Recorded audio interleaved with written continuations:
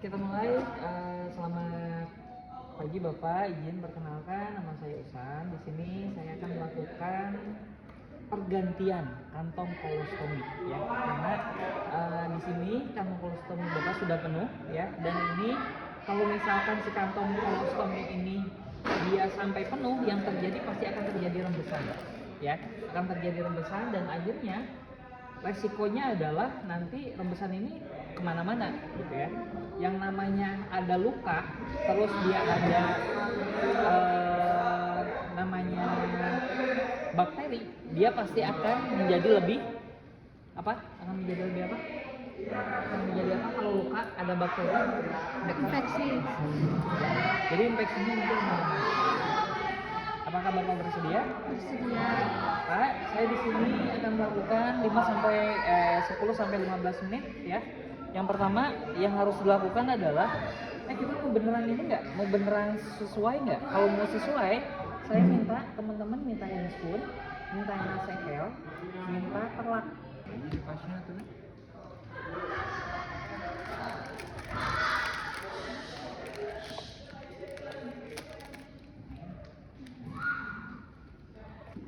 Pak izin, saya akan melakukan tindakan, tapi saya akan persiapkan alatnya terlebih dahulu. Yang pertama cuci tangan, ya, oke.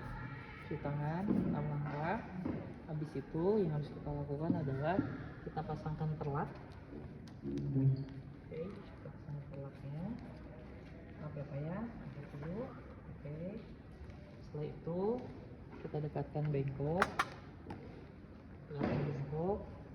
Boleh teman-teman cuci tangan. Prinsipnya ini adalah bersih ya, prinsipnya bersih.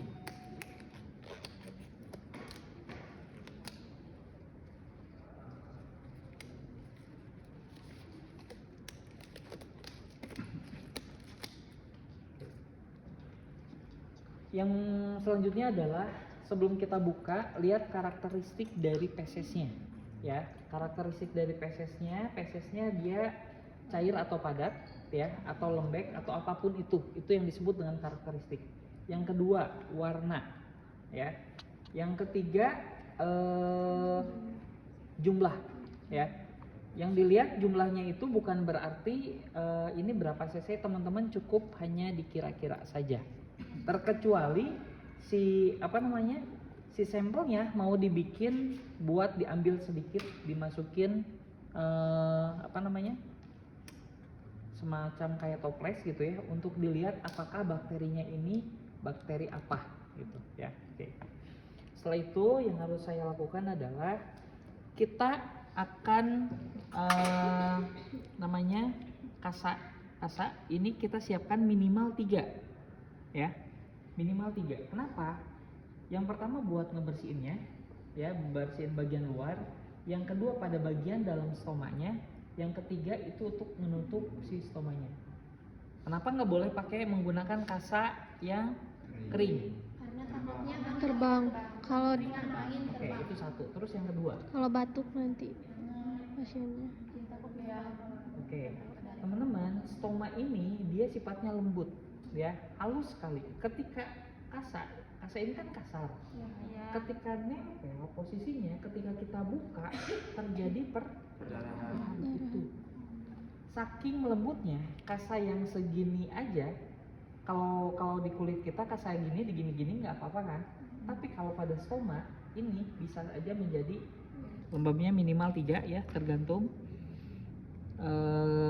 kebersihan ya, kebutuhan yang itu banyak atau tidak gitu. Oke. Oke. Ini boleh di sini teman-teman ya. Nanti tergantung teman-teman pas ujian ini nanti pakai bak instrumen yang gede atau tidak. Kalau pakai bak instrumen yang gede, teman-teman boleh di luar sininya. Ya, luar sini.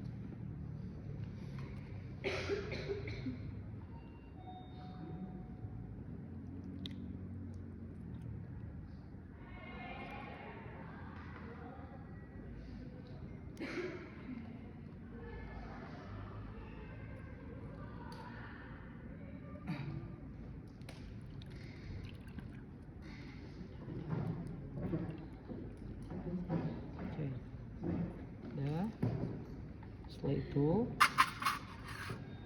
sampai kita buang dulu ya. Kita akan mulai buka menggunakan apa? Buang pakai resek, pakai alcohol swipe. Ceritanya inilah ya. Ini adalah alcohol swipe misal. Dan benar, siapkan kreseknya. Oke, jadi ini ditampung dulu teman-teman. Tampung ya, sambil ditampung sambil kita buka ya. Oke Pak, maaf ya saya buka si kantong stomanya. Oke, pelan-pelan. Nanti tolong lihat lagi di di modul atau daftar tiliknya, teman-teman harus pakai Google atau tidak. Tahu Google? Tahu. Apa? Sama Baraskot. Ya. Baraskot. Celemek. Ya, atau Celemek gitu. Atau Apron. Ya. Oke. Setelah itu kita akan bersihkan ya. Kita akan bersihkan posisi dari bagian luar ya. Ini jangan sampai posisinya. Oke, terus. Nah, kalau masih kurang berarti ambil lagi ya.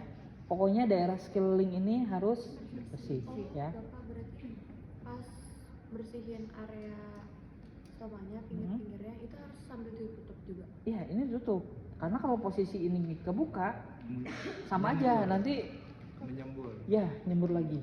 Teman-teman, kalau kita tuh ambil lagi ini kita buka. Nah, buka sambil kita bersihin daerah sekitar. Oke. Tutup lagi. Ya. Buang. Habis itu baru kita siapkan Kantong.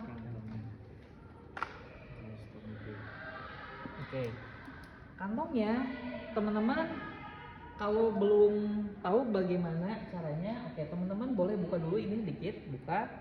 Ini segimana ya? Oh ini kurang besar atau misalkan kita akan buka lagi misal. Tapi kalau sudah posisinya boleh kayak gini manual tadi. Kalau saya yang pertama gunting ini terus aja kayak gini. Tapi kalau lebih gampang posisinya gini. Ya. Ininya jangan sampai ke gunting ya. Oke. Kalau ini nah. Oke. Kenapa ini disposable? Ini beberapa kali pakai. Lebih bagus yang ini, teman-teman. Ini dia nempelnya kuat. Ini dia nempelnya kuat. Kayak kalau di perawatan luka itu yang dressing modern kayak posisinya bukan kalsium alginat tapi apa ya, yang dia ketika dikasih air dia nempel. Ya, dia nempel ya. Oke. Nah, ini teman-teman